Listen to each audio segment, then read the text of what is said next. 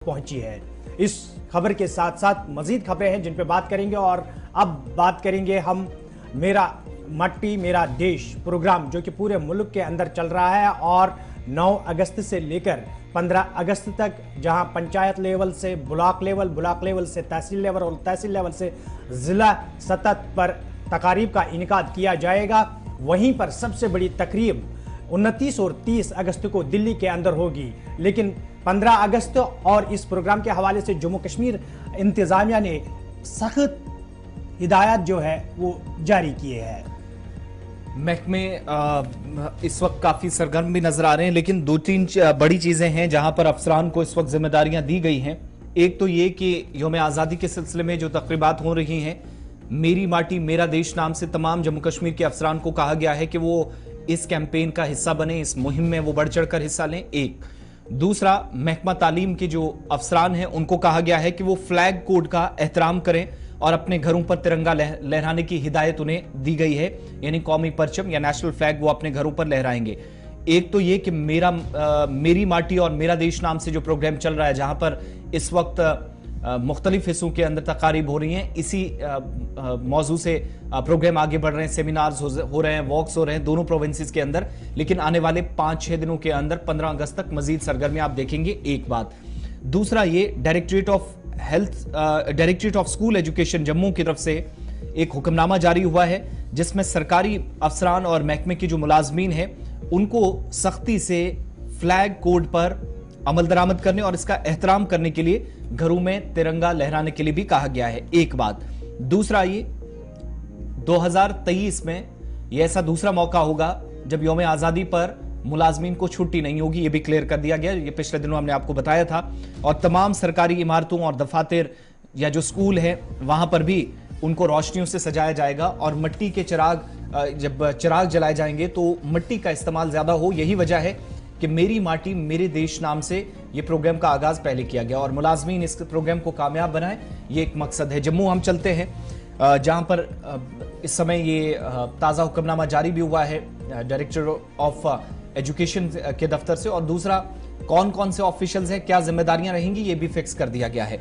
अनिल शर्मा हमारे संवाददाता जम्मू से हमारे साथ है। अनिल, क्या ताज़ा ऑर्डर्स में कहा गया है?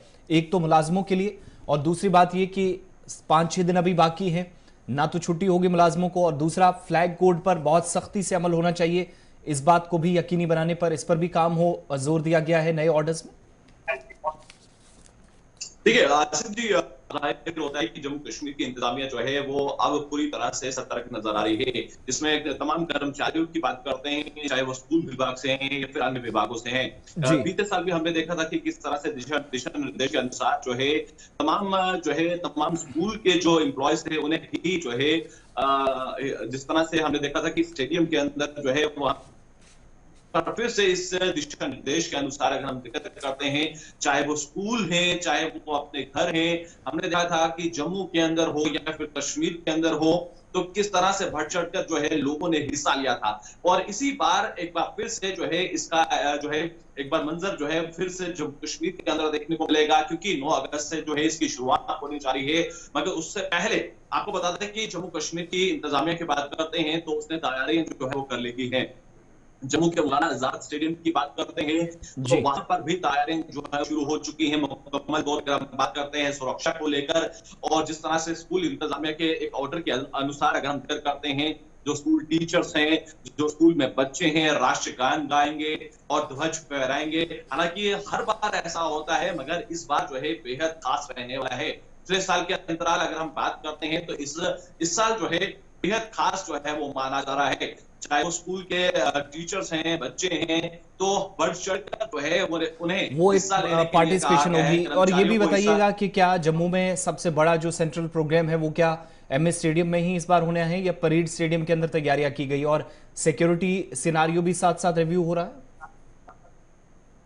देखिए सिक्योरिटी सिनेरियो की बात करते हैं तो अभी तक जो है ये खुलकर क्लियर नहीं किया गया है कि मौलाना आजाद स्टेडियम में होगा। मगर ये तैयारियों के मद्देनजर अगर हम देखें, जो तैयारियों का इंतजाम जो है वो अभी सिर्फ मौलाना आजाद स्टेडियम के आसपास जो है वो किया जा रहा है, और अंदेशा ये लगाया जा रहा है कि इस बार 15 अगस्त जो है वो मौलाना आजाद स्टेडियम में ही मनाया जाएगी। मगर तैयारियों से ये साफ जाहिर होती है कि जम्मू कश्मीर में जिस तरह से सुरक्षा को और भी मौलाना आजाद स्टेडियम की अगर हम बात करते हैं, आसपास के इलाकों को लगातार हमने देखा कि डॉग स्क्वाड्स के जरिए जो है और सुरक्षा एजेंसियां जो है वो पहली नजर रखते हुए हैं और लगातार तैयारियां जो है वो जम्मू कश्मीर में की जा रही हैं, क्योंकि 15 अगस्त को लेकर बेहद खास माना जाता है जम्मू कश्मीर को लेकर। और जम्मू कश्मीर को आपने देखा कि जिस स्टेट पहले कहा जाता था, मगर अब जो है जम्मू कश्मीर जो है पूरी तरह से अनुच्छेद 370 और 35 से हटने के बाद जो है शांतिपूर्वक माहौल जो है वो देखने को मिल रहा है और सुरक्षा के प्रबंध की बात करते हैं तो